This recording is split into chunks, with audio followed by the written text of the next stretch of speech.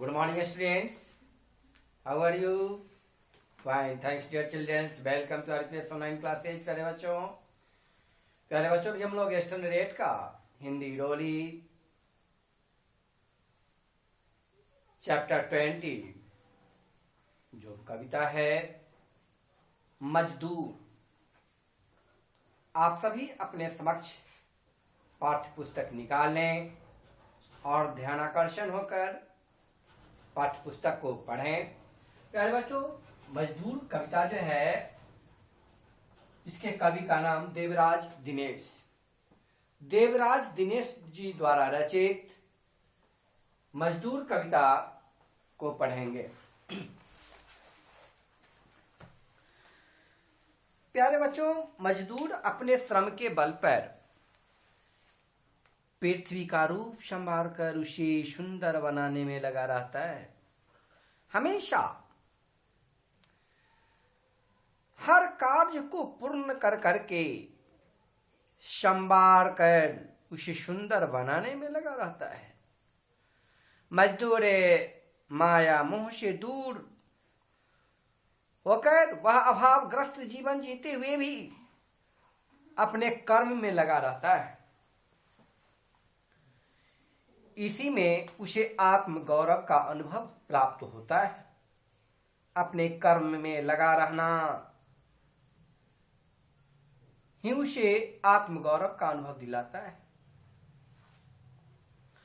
इस कविता में देवराज दिनेश जी ने उन्हीं के सुखद पूर्ण जीवन व्यतीत करने का गाथा को प्रस्तुत किए। मैं मजदूर, मुझे देवों की बस्ती से क्या, अगणित बार धरा पर मैंने स्वर्ग बनाए। मैं तो मजदूर हूं, मुझे देवों की बस्ती से क्या लेना देना है। मैं तो अनंत बार, अनगिनत बार इस पृथ्वी को स्वर्ग बनाने में अपना समय बिताया।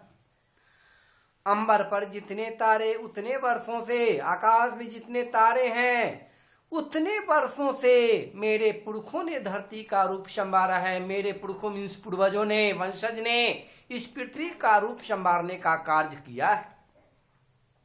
मैं मजदूर, मुझे देवों की बस्ती से क्या। मैं तो मजदूर हूं, मजदूरी करता हूं, मुझे देवों की बस्ती से है।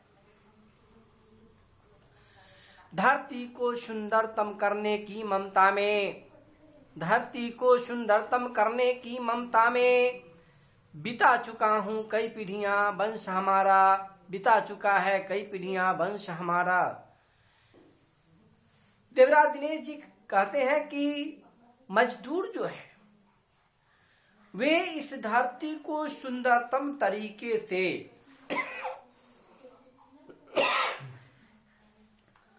अपने सारे समय को, अपने वंशजों के समय को, अपने वंश के व्यक्तियों के समय को पूरे को व्यतीत कर चुका है इस धरती को सुंदर बनाने में। और अभी आगे आने वाली सदियों में, और हमारे पूर्वजों ने जो किया सो किया, और आने वाले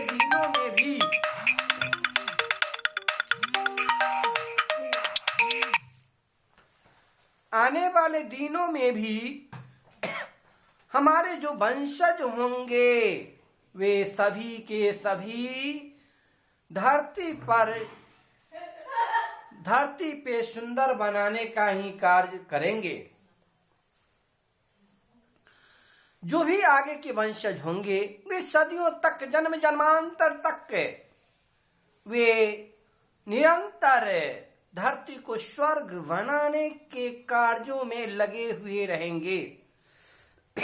मेरे वंशज धरती का उद्धार करेंगे और मजदूर के वंशज ही जो है इस धरती को सुंदर बनाने का काम करेगा।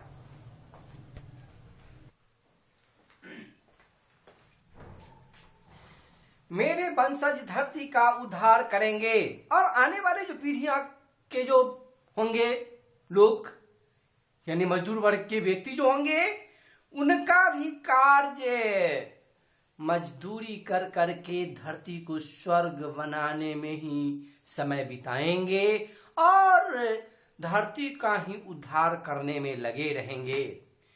इस प्यासी धरती के हित में ही लाया था हिम गिरी वीर सुखद गंगा की निर्मल धारा। यानी इस प्यासी धरती के हित में, प्यासी धरती के हित के लिए ही वे हिमगिरी से सुखद गंगा की निर्मल धारा को बहाने में, निकालने में काम पूरा किया है, निर्मल धारा को लाने में अपना समय व्यतीत किया है। मैंने रेगिस्तानों की रेत ली धो धोकर,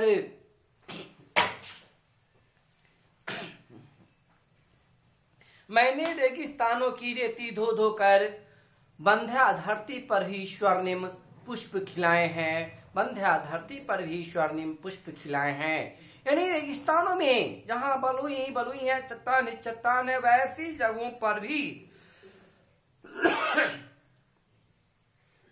स्वर्णिम पुष्प खिलाने का काम मैंने किया हूं। वैसे मजदूर हमें देवों की बस्ती से क्या है, मुझे देवों की बस्ती से क्या है। मैं मजदूर, मुझे देवों की बस्ती से क्या है।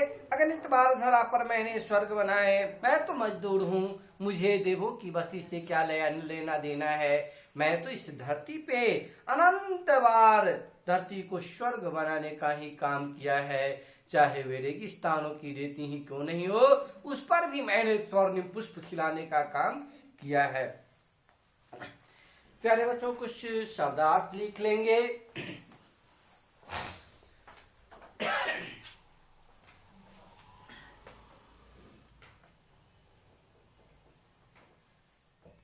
शब्दार्थ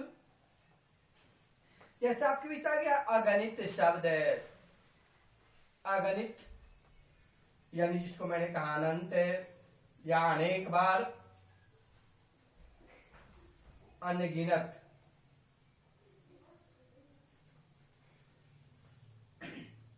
वंश, वंश शब्द का अर्थ होता है खानदान,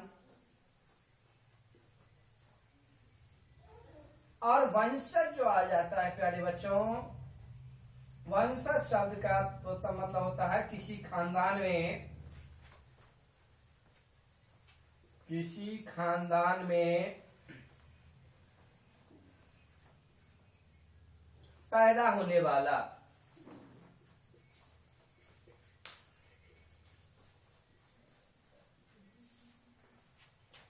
और बंध्या, बंध्या शब्द जो आया है प्यारे बच्चों, बंध्या मीन्स होता है बांझ, उस्सर जिसको कहते हैं, यानी जिस भूमि पर, जिस भूमि पर कुछ भी पैदा ना हो, कुछ भी पैदा ना हो, यानी कोई भी पेड़ पौधा न उपज सके, उसे हम बंध्या कहते हैं। तो देवराज दिनेश जी द्वारा रचित जो मजदूर कविता है प्यारे बच्चों, इन्हें लिखकर आप अपने ग्रुप में संध्या 7 के बीच डालेंगे और याद करेंगे। थैंक्स प्यारे बच्चों, बाय।